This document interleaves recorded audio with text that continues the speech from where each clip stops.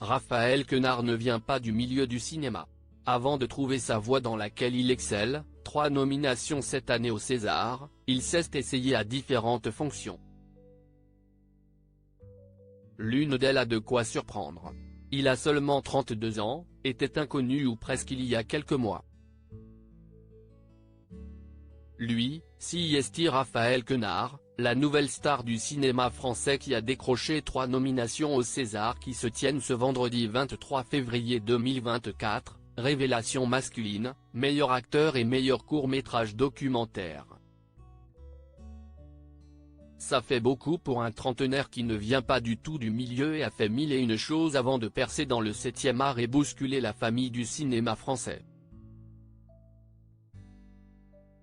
Le Parisien tire le portrait d'un homme qui ne rentre dans aucune case et à la fois, les comble toutes.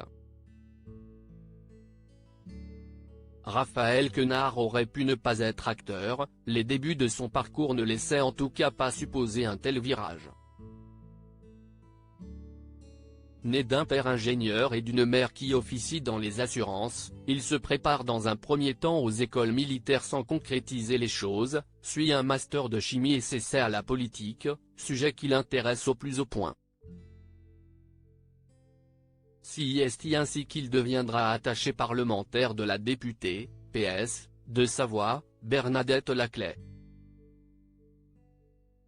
Raphaël Quenard, assistant parlementaire, de la politique à la comédie, une expérience qui va durer 6 mois et sur laquelle il s'est livré dans son film. Je croyais que c'était un truc un peu théâtral, qu'il s'agissait d'aller faire des grands discours, alors qu'un vrai, il faut gérer. Marcel Tranchant, 84 ans, qui vit dans un immeuble à Chambéry et n'a pas d'ascenseur pour monter chez lui.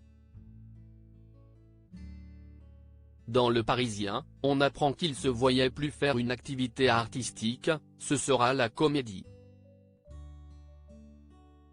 L'ascension fulgurante de Raphaël Quenard des cours de Jean-Laurent Cochet vient le passage par l'association 1000 visages de la réalisatrice de Divine Ouda Benyamina, sœur d'Oulaya Amamra, qui l'aide à auditionner pour des castings. Il joue dans Coupé, de Michel Hazanavicius, et 2 films avec celui qui va le propulser sur le devant de la scène, Quentin Dupieux. Après Mandibule et Fumée fait tousser, il braque les projecteurs, au sens propre et figuré, sur lui dans Yannick. Mais avant cette comédie jouissive qui lui vaut une nomination dans la catégorie meilleur acteur au César, il est véritablement révélé peu avant dans Chien de la casse. Il est nommé comme révélation grâce à ce long métrage. Sans parler de Cash diffusé sur Netflix. Tout le monde aime Raphaël Quenard, la nouvelle génération comme l'ancienne, à l'image de l'ex-agent de star Dominique Besnéard qu'il a adoré au festival du film francophone d'Angoulême qu'il a lancé, au César, je vais voter pour lui. Raphaël a un côté très humain, il crée des liens avec les gens, a une forme de sincérité, de pureté, j'espère qu'il va garder cela.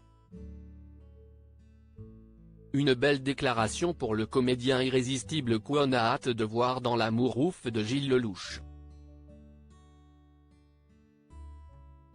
D'ailleurs, il rayonne partout où il passe et ce n'est sûrement pas près de s'arrêter.